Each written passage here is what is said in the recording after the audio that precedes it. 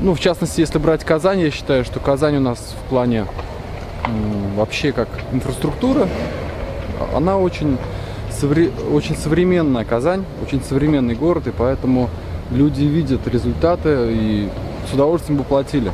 Но, к сожалению, условия такие, что из-за налогов работодатель не может поднять до определенной степени зарплаты, потому что налоги нужно больше отчислять. И такой круговорот получается, когда люди уже не могут, ну или не хотят, потому что работодатель не идет на большие зарплаты.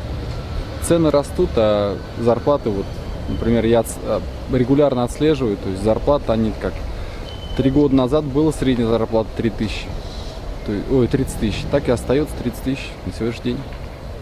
Жоқ, меніңше бір керек мақсатқа тұтылмай, янары салымларны енді біркім де ышанмай ол неге. Біз дәулет шул көп мәртәбе алдады, мені қарбіне 60 жетті деп айтырға болайын деймі.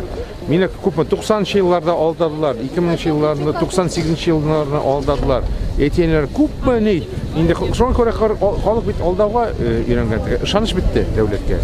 Соңа көре ол ышанышны кері қайтарыр үшін көп еллар бик төпле, шундай тәртипле сәясәт булырга тиеш.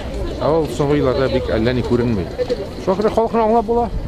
Хәзерге налогларны инде белмибез хәзер кая киткәннәр. Бәлкем кирәк җиргә китәләр инде дә. Ну, халыкның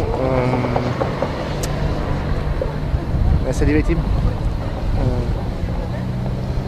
Ышанышы югалды.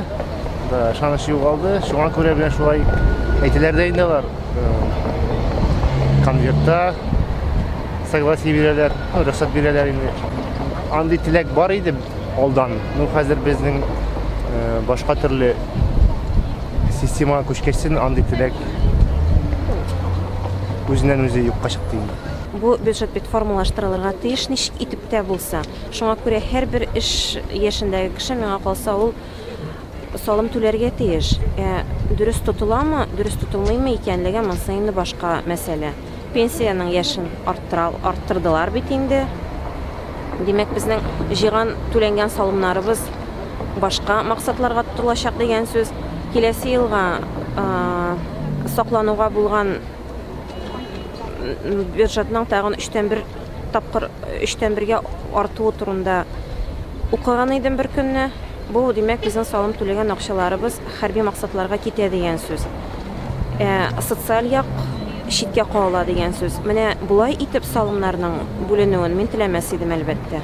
Нет, однозначно я заберу зарплату, серые налоги неприемлемы. По роду своей работы я сталкиваюсь с людьми, и где-то примерно по моим подсчетам, примерно каждый третий работает, ну, трудоспособного роста, работает за серую зарплату. Это не должно быть государство.